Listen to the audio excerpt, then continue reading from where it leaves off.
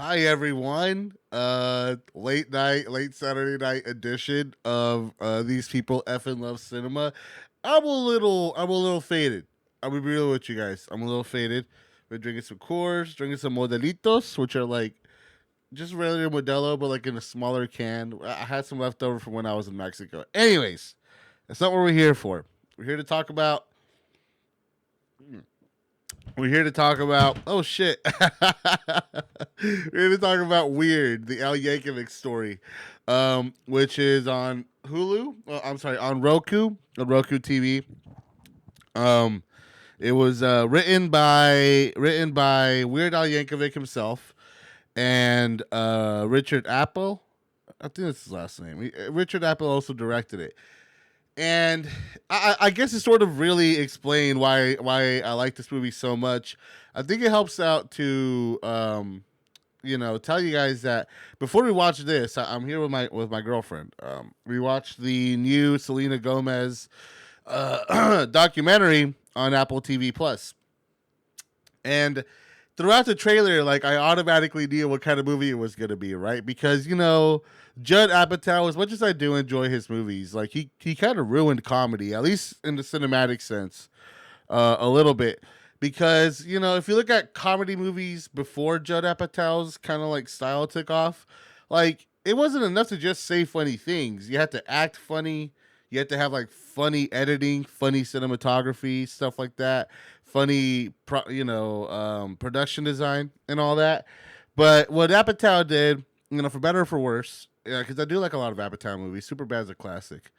But essentially what Apatow did was he just kind of like whittled comedy down to like just people standing next to each other saying funny things. And so before the Apple TV, before the Selena Gomez documentary on Apple TV, yeah, they played this trailer, this new what's that story?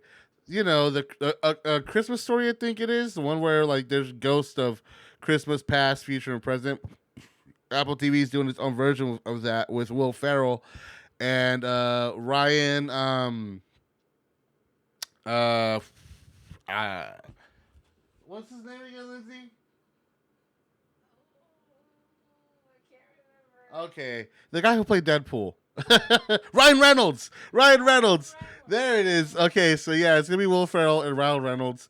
Ryan Reynolds, and automatically off the bat, I can tell that it's gonna be an Apatow style comedy, where it's just funny people like ad libbing, improving funny things to say to each other, and the editor just kind of cuts together the best jokes and takes.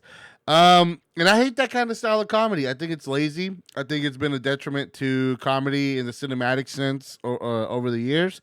So I am so happy to report that Weird, the Al Yankovic story, is not that. Don't get me wrong.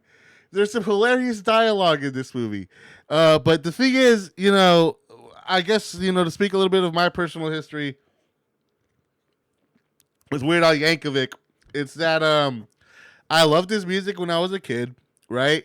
But as I got older, I really came to appreciate him as like a media presence, right? Like when he would take over MTV and VH1 for 24 hours, or whenever he would like write and direct little funny skits and all that on MTV and VH1. Like that was hilarious to me. I loved it, and I've always appreciated and respected the guy, even if I didn't always like his parody songs. Even though, to be honest, like throughout the years, he's always put out like a song or two that surprises me out of nowhere.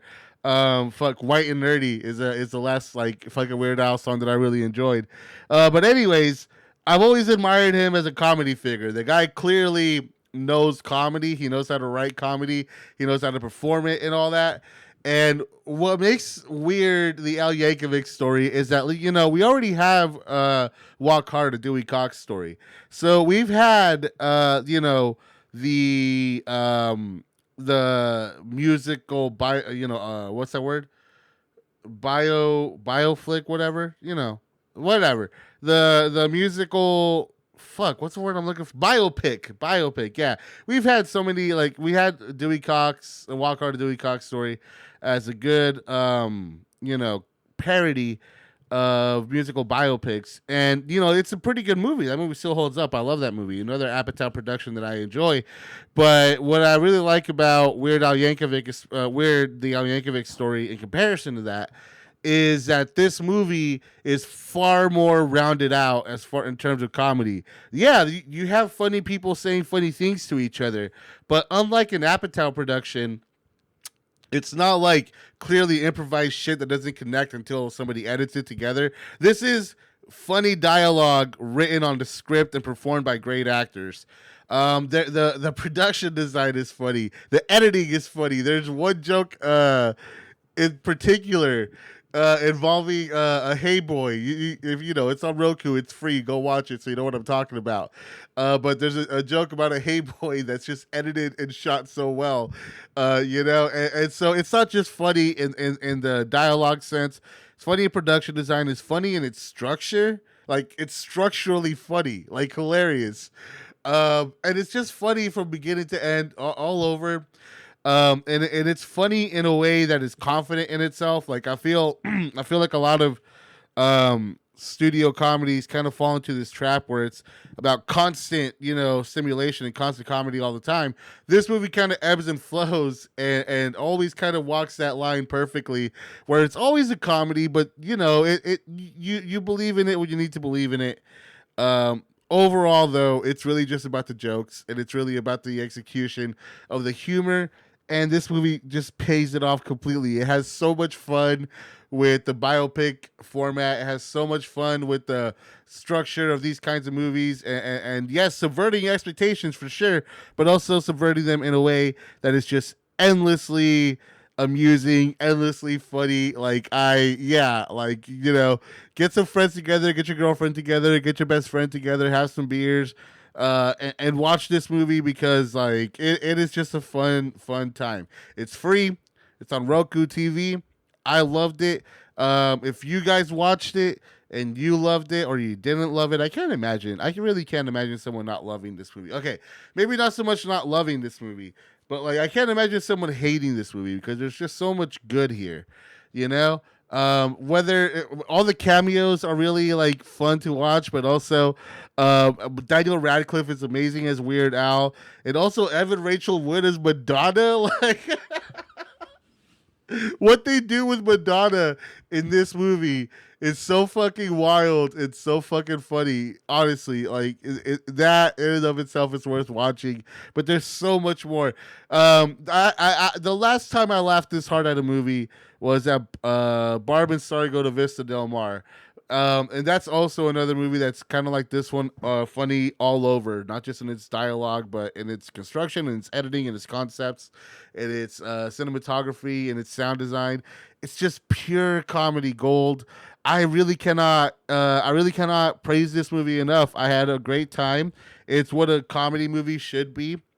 And it's free, and it's on Roku TV. So if you don't mind a couple ads here and there, they're not all that intrusive, really. Go watch it, because it's one of the funniest things I've seen in a very long time. So, all that being said, I've been Ed. You've been awesome. I'm a little drunk, so I'm gonna go ahead and sign off before this all gets a little too wild. Thank you for watching. Hit like and subscribe. Comment below. We'll be back Monday with another episode of These People Hate Cinema.